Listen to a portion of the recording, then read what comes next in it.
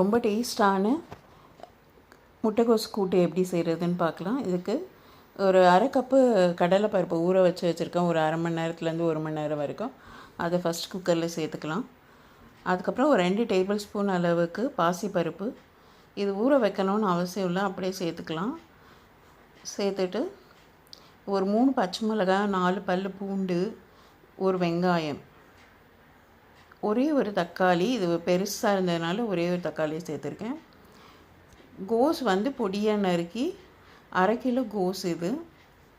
அதையும் இதோடு சேர்த்துக்கலாம். இது ரொம்ப ஈஸியாக செஞ்சிடலாம், குக்கர்லேயே அப்படியே செஞ்சிடலாம். அதனால் ரொம்ப டேஸ்ட்டாகவும் இருக்கும் இந்த கூட்டு. ஒரு 1/2 டீஸ்பூன் மிளகாத்தூள், ஒரு 1/4 ஸ்பூன் மஞ்சள் தூள், இது டேஸ்ட்டுக்காக கொஞ்சம் உப்பு, இதெல்லாம் சேர்த்துட்டு ஒரு 1/2 கப்பு தண்ணி சேர்த்து ஒரு 2 விசில் வச்சுக்கலாம்.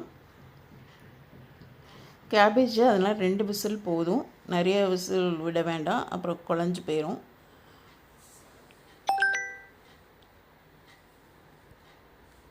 ஒரு மிக்ஸி ஜாரில் 2 பத்தை தேங்காய், ஒரு 1/2 ஸ்பூன் சீரகம் சேர்த்து நல்லா அரைச்சி வச்சுக்கலாம், கொரன்னு பேஸ்ட்டாக.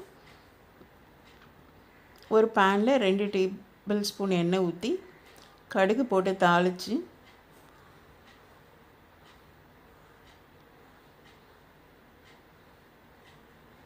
ஒரு 1/2 ஸ்பூன் சீரகமும் போட்டு தாளிச்சிக்கலாம்.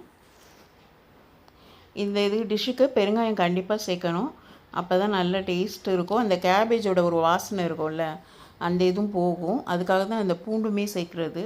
ஸோ கொஞ்சம் தாராளமாகவே பெருங்காயம் சேர்த்துக்கோங்க. ஒரு காஞ்ச மிளகா, கருவேப்பிலையும் வெங்காயமும் வெட்டி சேர்த்துருக்கேன். இதை நல்லா வதக்கிக்கணும். இது நல்லா வதங்கின பிறகு இந்த சைடு குக்கர் திறந்தாச்சு. குக்கரில் கேபேஜ் இது மாதிரி வெந்திருக்கு. இதை சேர்த்துக்கலாம், இந்த கோஸை. இது கொஞ்சம் மஞ்சத்தூள் கம்மியாக போட்டுட்டேன்னு நினைக்கிறேன், அதனால் கலர் கம்மியாக இருக்குது. கூட கொஞ்சம் மஞ்சத்தூள் போட்டிங்கன்னா கொஞ்சம் கலராக இருக்கும். இதோடு சேர்த்து உப்பு அட்ஜஸ்ட் பண்ணிக்கலாம். இந்த தேங்காய் அரைச்சி வச்சோம் இல்லையா, அதையுமே நம்ம இதோடு சேர்த்துக்கலாம். நல்லா ஒரு 2 கொதிக்க விட்டு இந்த தண்ணி மட்டும் சிம்மர் ஆகணும். அது கொஞ்சம் நல்லா திக்காயிருச்சுன்னா கூட்டு ரொம்ப சூப்பராக ரெடி ஆயிரும். நீங்கள் இதை கூட்டாகவும் சாப்பிட்லாம், சப்பாத்தி அதோடு வச்சு சாப்பிட்றதுக்கு இது ரொம்ப நல்லாயிருக்கும். இதில் எல்லாமே இருக்குது, லைக் பருப்பு, காய் எல்லாமே இருக்குது. ரொம்ப நல்லதும் கூட.